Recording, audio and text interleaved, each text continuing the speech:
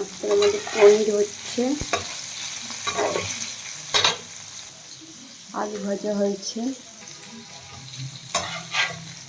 পনিরগুলো তুলে গরম জলে দিয়ে দেবো।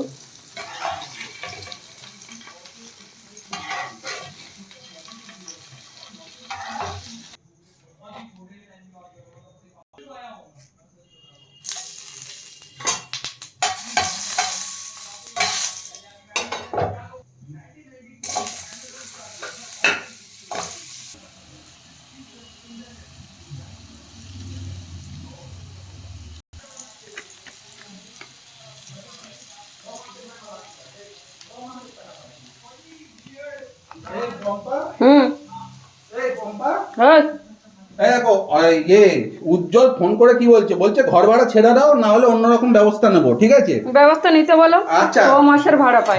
কমাতে পারবো। ওকে আমি সেদিনকে বললাম যে আমি এই মাসে 1000 টাকা দিতে পারবো না, সামনের মাসে সেটা ওকে বলে দেওয়াই হয়েছে। ও নাকি, আমি নাকি ওকে বলেছি যে আমি এই মাসেই 1000 টাকা দেবো।